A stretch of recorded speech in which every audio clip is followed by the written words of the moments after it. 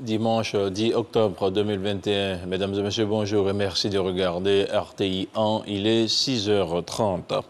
Au moins 115 000 candidats ont entamé hier samedi les compositions au concours administratif pour 11 874 postes budgétaires à pourvoir. Sur un total de 75 centres à Abidjan, en compte 57. Et c'est la ministre Anne Désiré Oloto qui a procédé au lancement officiel des épreuves. C'était au lycée classique d'Abidjan. On regarde le compte-rendu de Grace Kando. Lycée classique d'Abidjan, ce samedi matin. Il est 7h35. Les candidats au concours administratif session 2021 font leur entrée dans l'enceinte de l'établissement et se dirigent vers leur salle de composition. Je suis serein. On espère que tout va bien se passer. En tout cas, on a bossé. Et nous sommes nombreux à composer pour peu de places. Ce sont les meilleurs qui vont y arriver. Quelques minutes plus tard, arrivée de la ministre de la fonction publique. Anne Oloto est venue donner le top départ des compositions. Mais avant, quelques conseils d'usage aux candidats. On n'a pas besoin de connaître quelqu'un pour être admis à un concours de la fonction.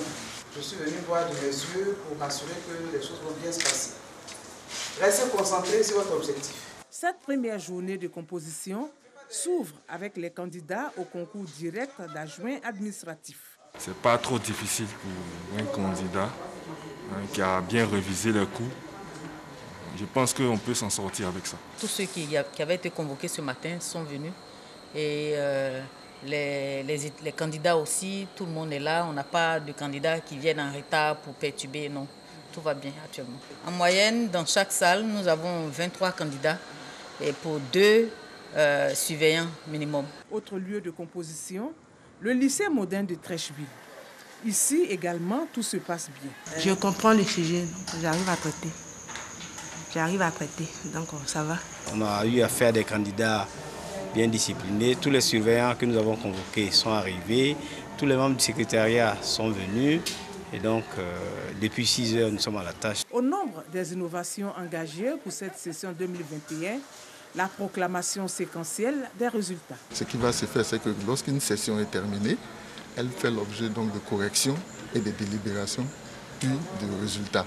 Donc, la session de ce week-end que nous sommes en train d'exécuter, dès demain, le processus de correction va rentrer en marche. Transparence, équité, célérité.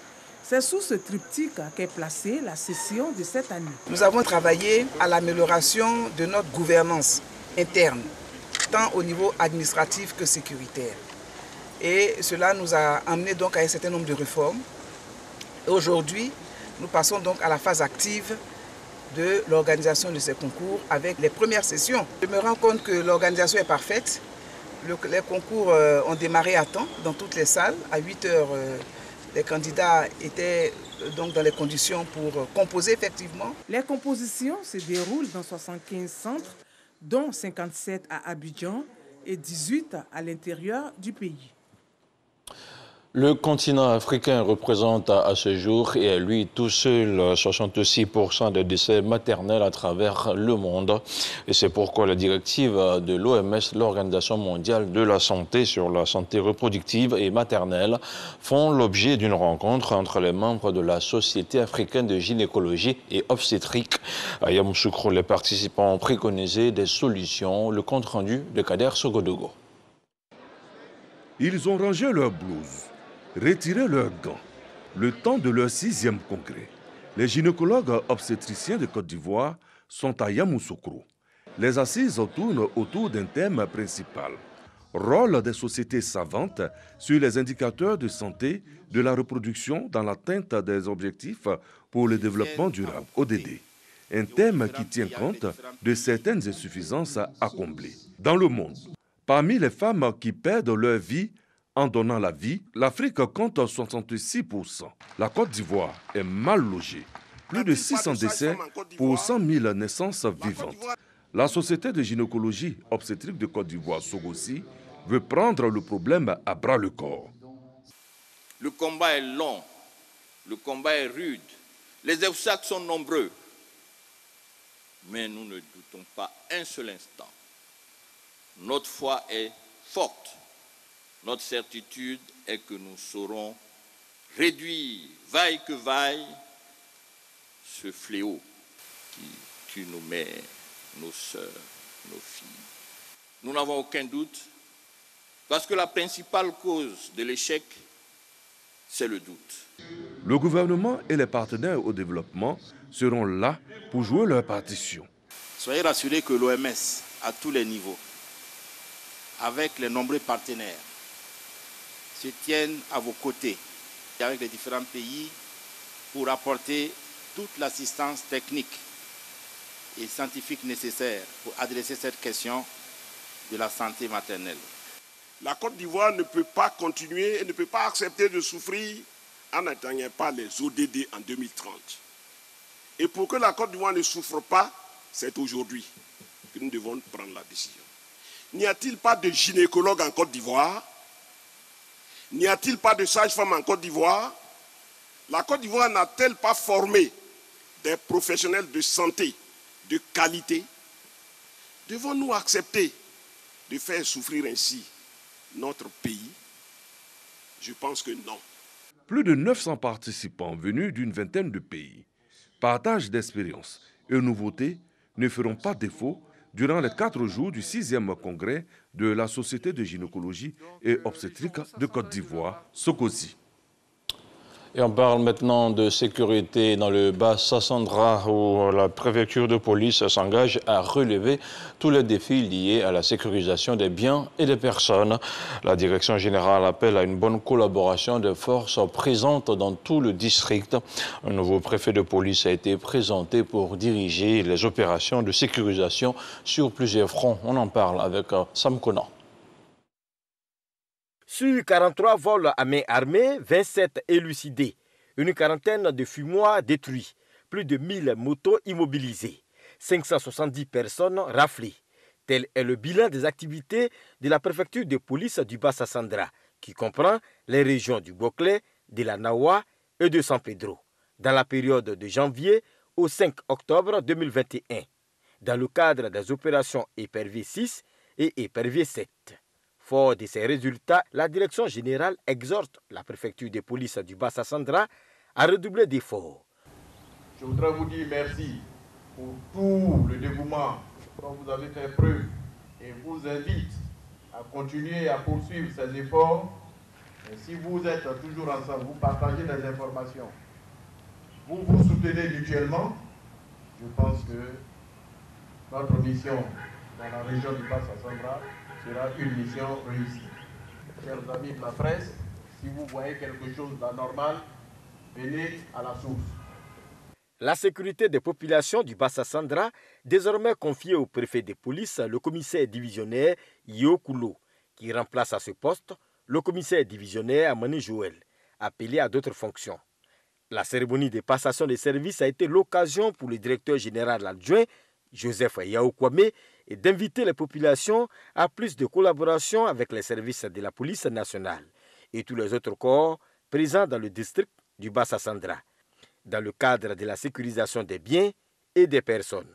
La préfecture de police du Bas-Sassandra comprend 2 commissariats d'arrondissement, 3 commissariats de circonscription, des services régionaux de la police judiciaire, la police scientifique, la CRS 4 et le CCDO. Récemment, la préfecture de police a été équipée en engins de mobilité, notamment un car de transport du personnel et une moto quad de patrouille plage. Le chien, fidèle compagnon de l'homme, le canidé, est capable d'assister son maître et même de lui sauver la vie. Veiller à son bien-être est donc nécessaire si l'on veut avoir un bon chien. C'est un sujet de Michel Mambo. Plus qu'un simple animal de compagnie, le chien, un véritable allié pour l'homme. Porter assistance aux personnes vulnérables ou en danger, ou encore assister l'homme dans son travail, bien éduqué, le chien peut réussir bien des prouesses. Le chien, de par ses capacités, permet de faciliter le travail de l'homme. Voilà, lorsque nous nous retrouvons dans les interventions, dans les cas de décombres, dans les cas d'effondrement d'immeubles, le chien, de par sa capacité, il permet tout de suite d'orienter les recherches, de les cibler, de mettre le gros des efforts afin de sauver des vies. Toutefois, la formation s'impose. Et ces éducateurs canets, 15 au total, venus du Burkina Faso et de la Côte d'Ivoire, l'ont bien compris. Je suis éleveur maintenant depuis près de 8 ans. C'est une passion, donc j'aime les animaux déjà depuis toute petite. J'ai voulu me perfectionner avec cette formation. Cérémonie donc de remise de diplôme après formation. Une formation initiée par le comité des amis canins de Côte d'Ivoire, CACI, qui s'en félicite sans toutefois manquer de relever quelques inquiétudes. Tous ceux qui veulent avoir un bon chien, aujourd'hui se tournent vers la Côte d'Ivoire, que ce soit le Burkina, que ce soit le Mali, la Guinée, que ce soit le Ghana, qui viennent en Côte d'Ivoire venir avoir des chiens. Et donc nous voulons aujourd'hui mettre cette traçabilité canine-là dans la sous-région pour éviter de la consanguinité. Et donc c'est pour ça que nous avons demandé l'immatriculation des chiens et créer des certificats de naissance des chiens. Comme ça se fait dans d'autres pays, ce n'est pas nouveau. Des inquiétudes, certes, mais aussi des avancées notables enregistrées. Je salue personnellement l'arrivée de l'assurance. Parce que l'assurance, et c'est bien qu'elle ait évolué vers l'assurance maladie, mais déjà la première assurance qui avait été prise permettait de répondre à un certain nombre de problématiques, notamment aux accidents qui pouvaient arriver avec les chiens. Étendre cette assurance aujourd'hui à la maladie permet également donc la prise en charge des chiens, parce qu'effectivement, comme nous les humains, il peut arriver que le chien tombe malade et que nous n'ayons pas suffisamment de moyens donc, pour le soigner. Et en ce moment, l'assurance est un bon recours. Je suis heureux que le CACI ait été associé à la campagne de vaccination qui a lieu actuellement. Et c'était un de nos soucis, de voir comment est-ce qu'on pouvait encourager les Ivoiriens à faire vacciner leurs chiens. La filière canin, certainement une réponse à la question de l'emploi, car le chien génère au moins 5 métiers directs. Éducateur canin, toiletteur, vétérinaire, vendeur d'accessoires, assistant vétérinaire ou auxiliaire de santé animale, entre autres. Le chien, un allié pour l'homme, le tout réside donc dans son éducation. Autre chose à présent, le 3 septembre dernier disparaissait l'icône de l'émission satirique « Comment ça va ?». Enseignant à l'INSAC, acteur des théâtres et de cinéma, Léonard Groguieu a été porté en terre hier samedi. Après l'hommage de la nation et la levée de corps à Ivo Sepp Treichville, il repose désormais au cimetière de Williamsville. Théodore Zouzou, à Boussanogo pour le commentaire. Applaudissements des hommes et femmes du monde de la culture dans cette salle Félix Houphouët-Boigny de l'Ivo Sepp, Ivoire Sépulture. Une manière à eux de dire grand merci à Léonard Groguieu, figure de proue des planches, du secteur du cinéma ivoirien et enseignant. Couché à jamais, Bénédicte Groguieu, fille aînée de ses 15 enfants, au cours de l'oraison funèbre qui lui est accordée, évoque la dimension nationale de leur père. Dans ces rendez-vous hebdomadaires, avec la nation, notre père tensait parfois, raillait souvent, mais toujours dans une complicité agissante avec son équipe de Comment ça va, bâtissait, construisait une nation en pleine gestation dont il était devenu la boussole. Lorsque le cercueil du concepteur de l'émission hebdomadaire Comment ça va est recouvert de l'emblème national, ce sont des acclamations nourries en lieu et place de pleurs, comme pour dire bravo et merci l'artiste. Il y avait petit, lui et moi, on s'appelle Jojo, toute une affaire qui s'est tournée. Et ça, c'est ça. Donc Groguieu, c'est quelqu'un qui s'adapte à tout le monde. Je l'ai connu depuis 1967, parce que je suis entré à l'INA. Et il venait d'arriver fraîchement de France. Et il faut dire que c'est ces aînés-là qui nous ont formés. J'ai connu un homme intègre, un homme juste, un homme qui n'hésite pas sur les mots. Quand il a envie de te dire ce qu'il pense de toi, il le dit franchement. Quand arriva le moment de quitter cette pompe funèbre, le drapeau national est remis à la famille au nom du gouvernement par le ministre Souleymane Diarra-Souba en reconnaissance de ses mérites de veilleur de conscience et d'éducateur en matière de comportement éco-citoyen à travers le petit écran. Léonard Groguieu s'adressait à tout le monde. Pour lui, l'art nous aide à nous sauver de nous-mêmes. L'art nous aide à améliorer notre rapport aux autres. L'art est un puissant moyen d'éducation. Il a vécu utile et donc il était important pour l'État de Côte d'Ivoire de lui rendre hommage et de lui dire merci en remettant à sa famille le drapeau de la nation. Donc que son âme repose en paix. Cap a été mis sur la paroisse Sainte-Famille de la Riviera pour la messe de Requiem. Notons que Liona Grogui a été également danseur d'Aimé des Pierres en 1974. Il quitte la scène à 85 ans et a été inhumé au cimetière municipal de Williamsville dans l'intimité familiale. Dans l'actualité internationale, un enfant de 3 ans a été testé positif à la fièvre Ebola dans la province du Nord Kivu en République démocratique du Congo. Cette nouvelle apparition du virus est survenue dans la zone de santé de Béni, a précisé le ministère congolais de la Santé vendredi dernier. Il y a 5 mois, la fin de l'épidémie était officiellement déclarée dans cette région. Le gouverneur militaire du Nord Kivu assure que tous sont à pied d'œuvre pour tenter d'endiguer la propagation du virus. Et puis depuis plusieurs semaines, la Ligue djiboutienne des droits humains multiplie les communiqués pour dénoncer les arrestations qualifiées d'arbitraires et d'illégales, lesquelles arrestations visent des populations civiles, notamment des nomades dans le nord et le sud-ouest du pays. C'est une vingtaine de personnes qui auraient été arrêtées depuis septembre, la dernière date de vendredi dernier. Le pouvoir djiboutien, quant à lui, rejette catégoriquement ces accusations. Voilà, c'est la fin de ce 6h30. Merci de l'avoir suivi. L'info continue sur le www.rti.ci.